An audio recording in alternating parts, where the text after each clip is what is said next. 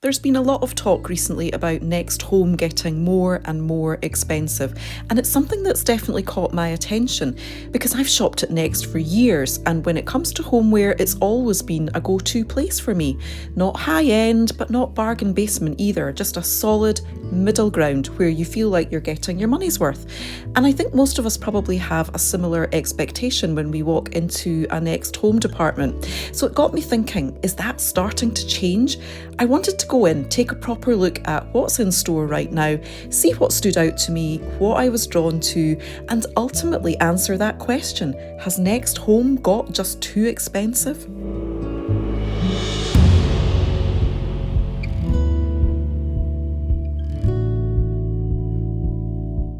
So, first impressions, as you walk into the store, it does feel very much like the Next you'd expect this time of year.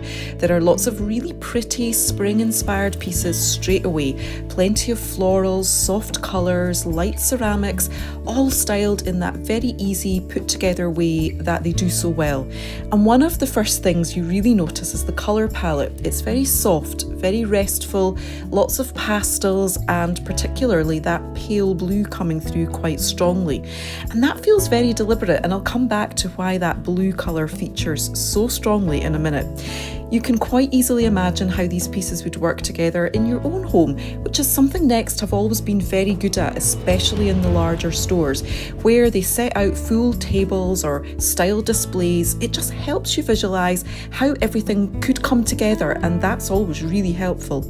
It's a good mix of those safer, more classic pieces, along with a few trend-led touches, all very Next.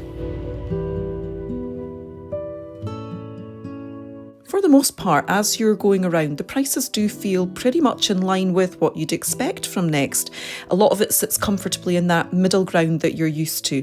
Things like the cushions, this one for example, really good quality and priced in the low 20s. That felt about right to me, or even in the high teens, like this fun summer design one at £18. That felt pretty reasonable to me.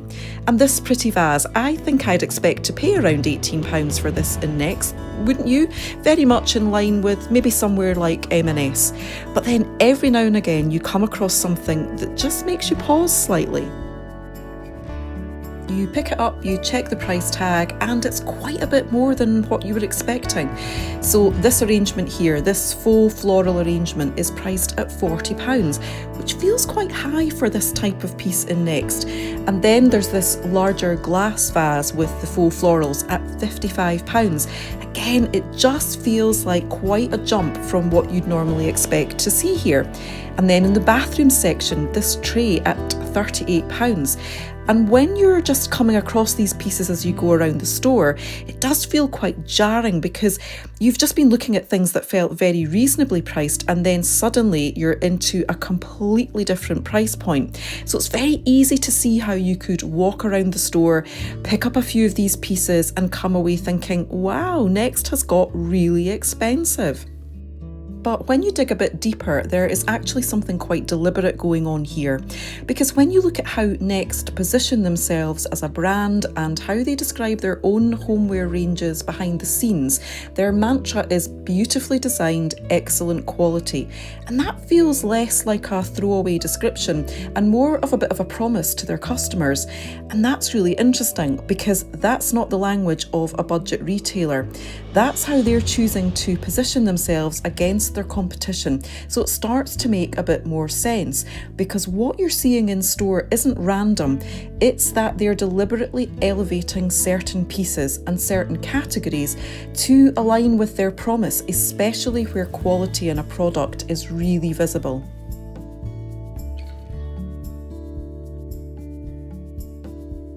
So take those faux florals for example. This is one of those areas where it's very easy to get it wrong, and when it is wrong you can see it instantly. They look very artificial, quite plasticky almost, and with a few exceptions that's usually what you'll find at the lower price points.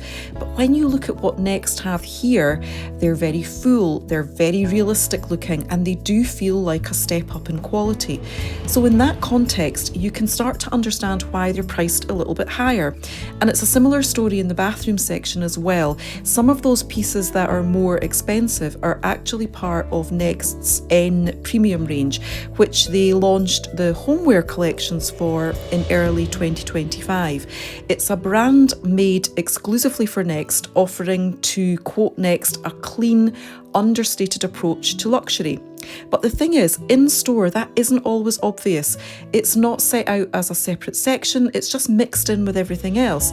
So unless you know what to look for, you can quite easily pick something up, see the price, and feel a bit taken aback. But there's still plenty here that feels really good value for what it is, especially in some of their core ranges. And then alongside that, you've got these more elevated pieces coming through. But once you understand where those prices are coming from, everything makes a bit more sense and you feel like you understand what you're paying for. Because instead of just picking something up and thinking, oh, that's expensive, you start to look at it a bit differently. You start to think, okay, what is it about this piece that makes it a step up? Is it the materials? Is it the finish? Maybe it's the level of detail. So then, rather than just thinking, wow, their prices have shot up, you can make a more informed decision on whether those more premium elements are there in that item and it's therefore worth the higher price tag for you. So let's have a look at a few more pieces, and I'd love to know what you think. Are they things that you would take home? Are they worth their price tag? Do join the conversation and let me know in the comments.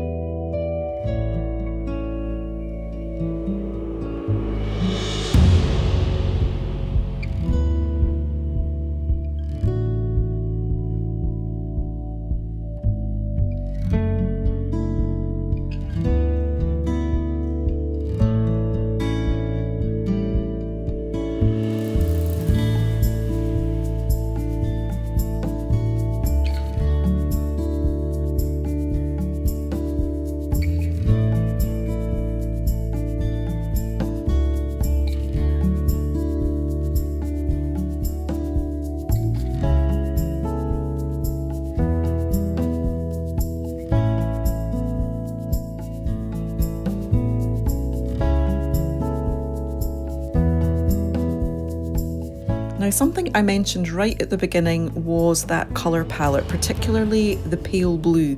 And once you start to notice it, you realise it's actually everywhere. You see it in the cushions, in the textiles, in the little styled moments throughout the store. It's always paired back with those really soft neutrals, the linens, the natural textures, the light woods, and together it creates a very particular feeling. It's calm, it's relaxed, it feels quite effortless. And I don't think that's accidental, because this combination, that soft blue with those natural tones, is very reminiscent of that whole coastal, slightly elevated look that we've been seeing more and more of. And for me, it really brings to mind that Nancy Meyers aesthetic. And if you watched my Matalan video last week, you'll have heard me talk more about this, but even if you don't recognise the name, you'll definitely recognise the feeling. It's that look you see in films like The Holiday, It's Complicated, or Something's Gotta Give, those beautiful homes that feel light-filled, comfortable, and completely lived in. They're never stark or minimal, and they're not cluttered either. You've got those warm neutrals, soft blues, lots of natural fabrics like linen and cotton, layers of texture, baskets, throws, cushions. Everything just feels relaxed, but still very considered. And the kitchen is always at the heart of it. Big, open, welcoming spaces, often styled with things like wooden boards, fresh produce, ceramics, all the things that make it feel like a home that's actually lived in.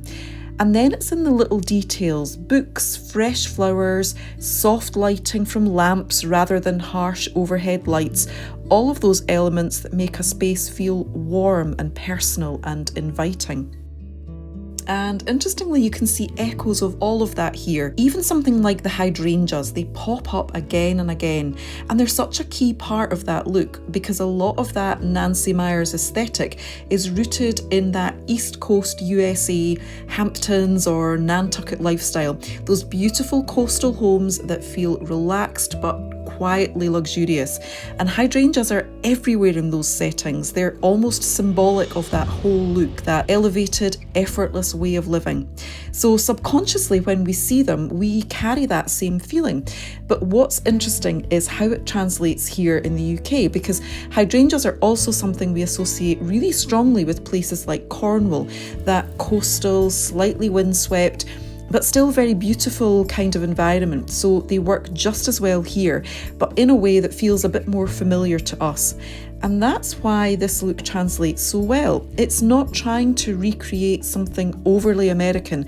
It's more like our own UK version of it. Still elevated, still calm, still beautifully put together, but grounded in something that feels a bit closer to home. And if that's a look that really appeals to you and something you feel would work in your own home, then there are plenty of options here in Next to help you create that. Something else that really stood out to me as I was going around was a completely different look that's coming through quite strongly here as well, because alongside that softer, more neutral coastal vibe palette, there's also this much more bold, exotic feel. It's definitely a much more tropical vibe, and this is something Next are clearly leaning into as one of their new trends, one they're calling Posh Tropics, and they describe it as lush colour and characterful pieces which embody elegant luxury with Art Deco elements. You see it in the colours, the stronger navies, pinks and greens, the layered patterns, and then those little nods to things like palms, parrots and more decorative pieces coming through. But what's interesting is that if you choose your pieces carefully, it does feel quite elevated.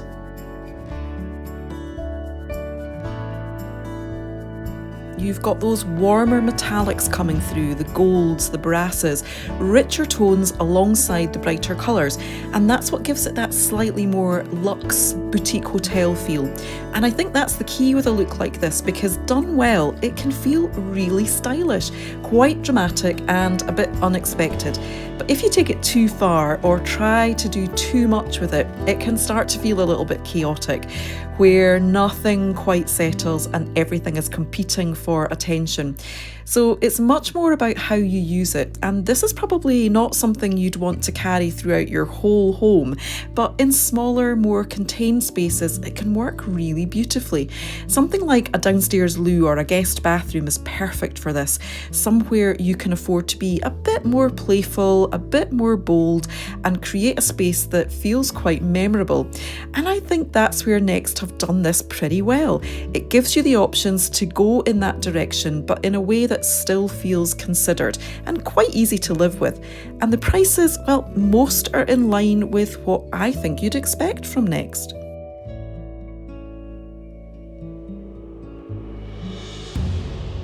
If you're enjoying this video and picking up a few ideas and inspiration along the way, I'd love for you to join me more regularly in this little corner of YouTube. This channel is all about helping you thrive in your third chapter of life and creating a home that feels like a haven while you do it. So if that sounds like something you'd enjoy, don't forget to give the video a thumbs up and hit the subscribe button.